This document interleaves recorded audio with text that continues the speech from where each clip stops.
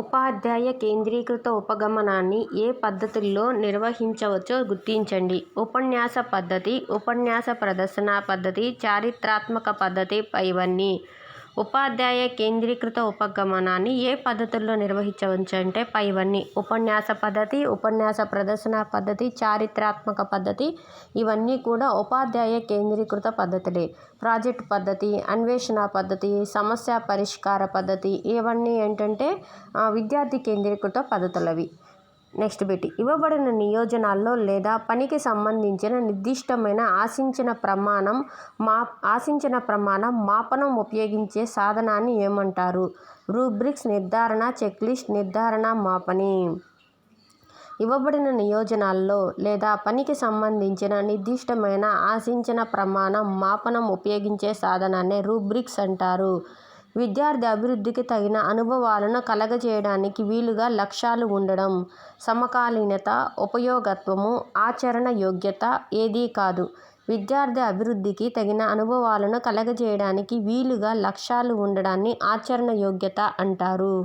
సహపాఠ్య, పాఠ్యేతర కార్యక్రమాలకు ప్రాధాన్యం ఇవ్వనిది.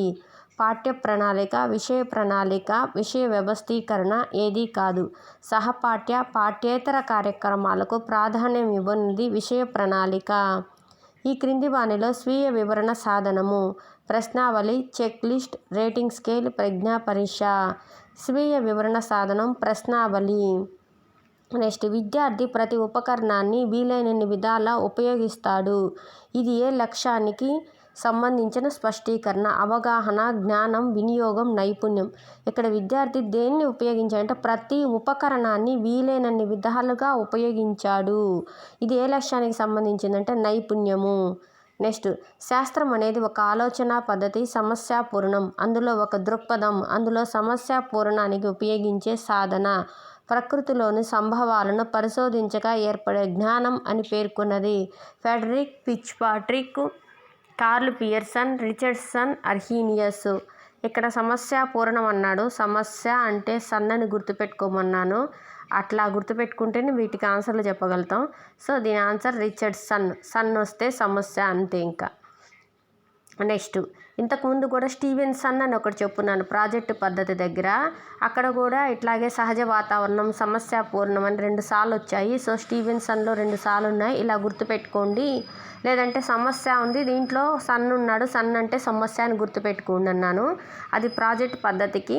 ఇది ఇక్కడ కూడా శాస్త్రం అనేది ఒక ఆలోచన పద్ధతి, సమస్య పూరణం, అందులో ఒక దృక్పథం, అందులో సమస్య పూరణానికి ఉపయోగించే సాధన, ప్రకృతిలోని సంభవాలను పరిశోధించి ఏర్పడే జ్ఞానం అని పేర్కొన్నది. ఓరి నాయన, ఇంతెక్కడ గుర్తుపెట్టుకుంటాం? ఎందుకు సమస్య పూరణం? రిచర్డ్సన్ అని గుర్తుపెట్టుకోండి.